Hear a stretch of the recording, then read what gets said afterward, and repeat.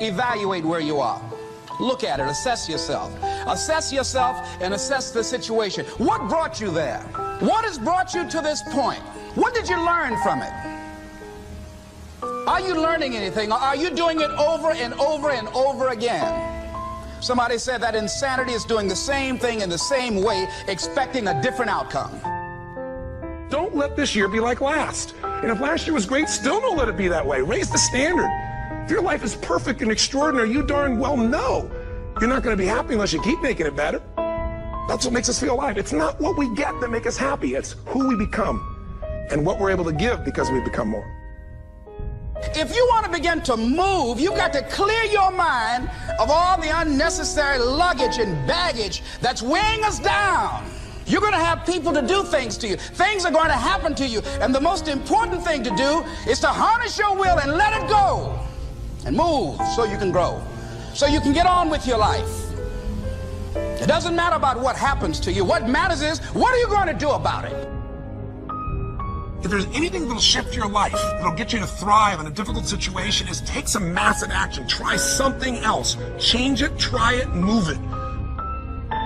Progress equals happiness.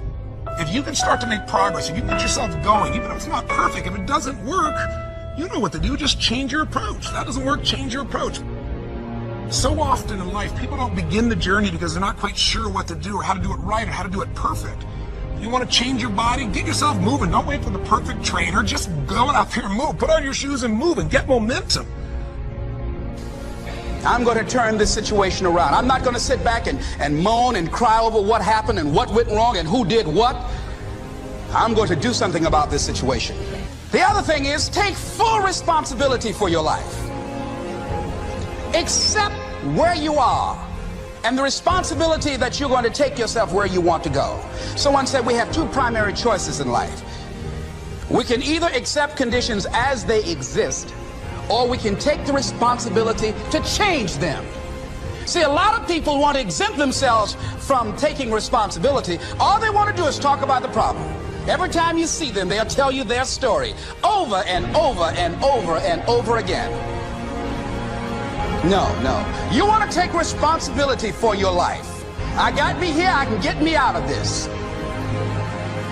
And I'm getting out. I'm not going to be a volunteer victim. And so all you're looking for are new breakthroughs through practice and practice and practice. You'll get better and better and better. And there's still some things that will happen to you that will catch you on the blind side that you did not anticipate. You'll get knocked down, but you won't be knocked out.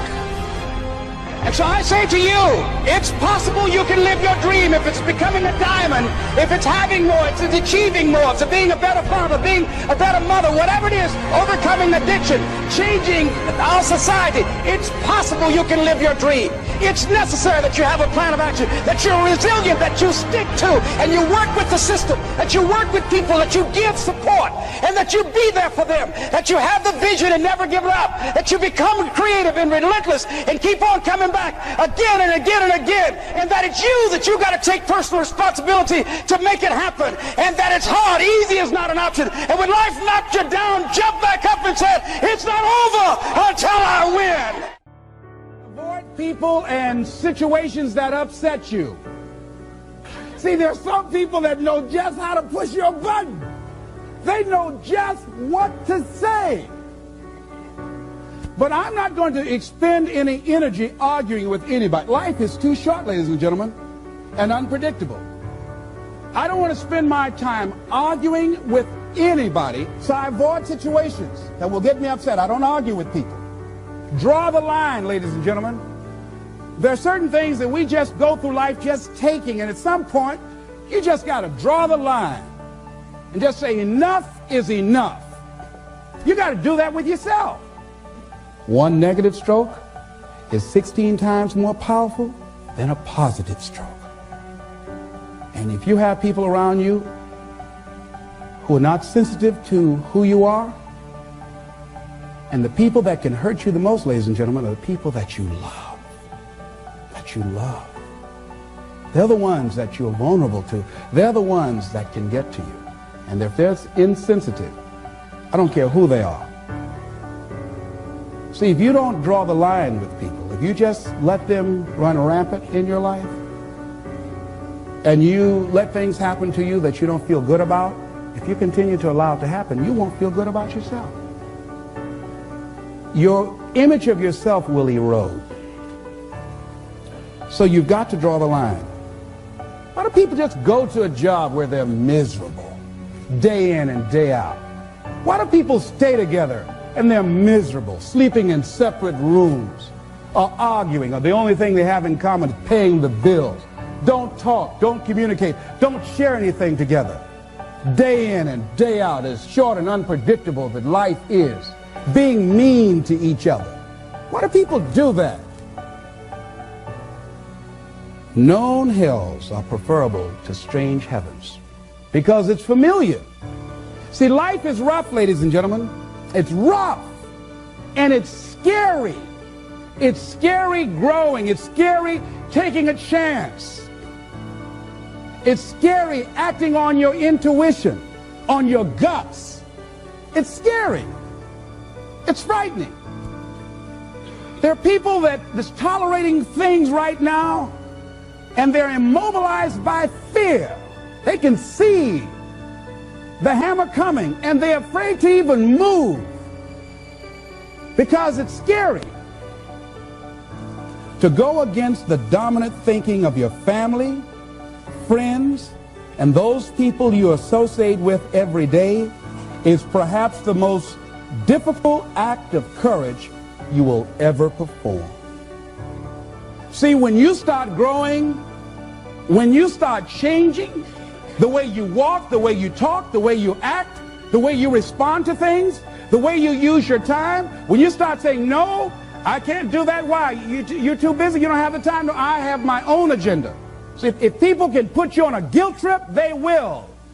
And use you and abuse you over and over and over again. You got to draw the line. You have to draw the line on them. Don't go through life feeling like you're powerless. Victims are people that are powerless. You're not powerless. You are powerful. You direct the power in your life. Whatever your life is right now, it is a duplication of your consciousness. It's a result of how you have decided to use your power. That's all it is. That's not who you are. That's just a perverted use of your power that you aren't satisfied with. And you've got the power to change that. Wherever you are, how, I don't know. But I know you've got the power to do that. But you don't know what has happened to me. It really doesn't matter what has happened to you. See, the only thing that really matters is, what are you going to do about it? That's all that matters. That's all that matters. You can allow it to destroy you, or you can allow it to build you up.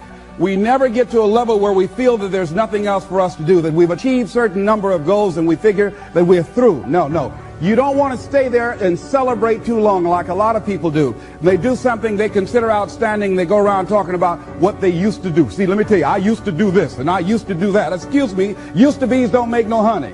What are you doing now? You're still here breathing. That means you've got some more to give. Doesn't matter how old you are. Doesn't matter about where you are. Doesn't matter about what you have. Doesn't matter about what you've done.